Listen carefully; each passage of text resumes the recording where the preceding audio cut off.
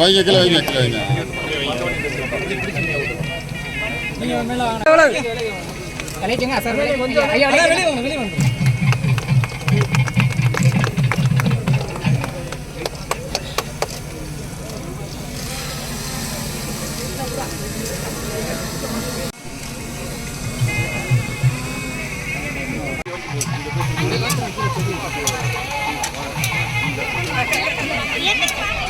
மாமா அம்மா அம்மா ஒரு சாருங்க அம்மா அம்மா ஒரு சார் அம்மா இருங்கம்மா.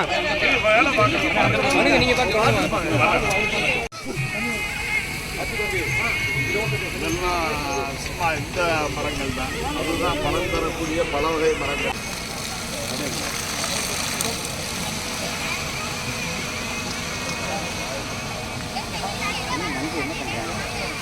என்ன தெரிகிறது?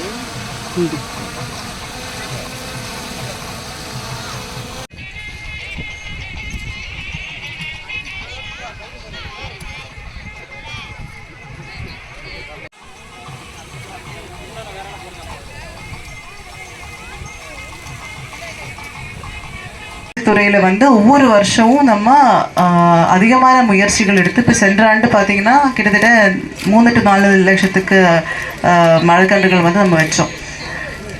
இந்த வருஷம் 2023-24 ஆண்டுலேயும் இப்போ இன்றைக்கு 1 லட்சம் மரக்கன்றுகள் வைக்கிறோம். அது இல்லாமல் மரக்கன்றுகள் ஒரு 1 லட்சத்துக்கு மேலே நம்ம வச்சோம். இந்த மாதிரி ஒவ்வொரு பகுதிகளிலையும் நம்ம மரக்கன்றுகள் வச்சிட்ருக்கோம்.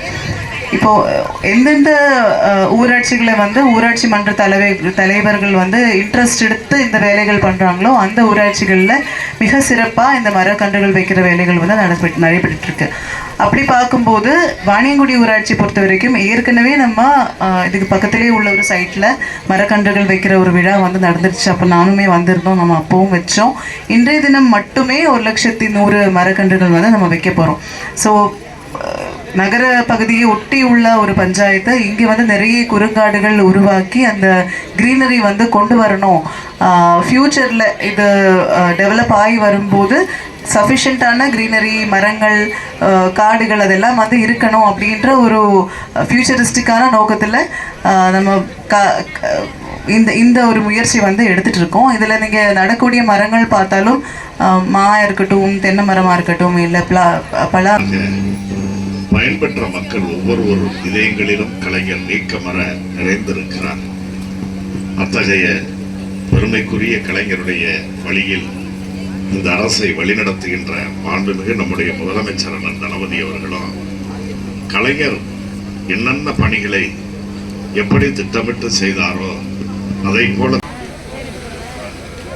வாணியங்குடி ஊராட்சியில் நம்முடைய ஊராட்சி மன்ற தலைவருடைய பெருமுயற்சியால் ஒன்றிய பெருந்தலைவர் மற்றும் மாவட்ட ஊராட்சி முகமையின் மூலமாக எடுக்கப்பட்ட அந்த நடவடிக்கைகளின் மூலமாக 1 லட்சம் மரக்கன்றுகளை முத்தமிழறிஞர் கலைஞர் அவர்களுடைய நூற்றாண்டை குறித்து நடத்துவதென முடிவெடுத்து அதை செயல்படுத்துகின்ற இந்த நல்ல நிகழ்ச்சியில் 35,000த்திற்கு மேற்பட்ட மக்கள் தொகை கொண்ட ஒரு விரிந்து பரந்த ஒரு ஊராட்சி என்றால் நம்முடைய இந்த வாணியங்காடு ஊராட்சி. 10,500 வீடுகள், இல்லங்கள் மட்டும் அப்படின்னா 10,500 குடும்பங்கள் இருக்கிற ஒரு மிக விரிந்து பரந்த ஒரு ஊராட்சி இந்த ஊராட்சி. ஆனால் இந்த ஊராட்சியை நல்ல சுகாதாரமான முறையில் வச்சிருக்கணும்.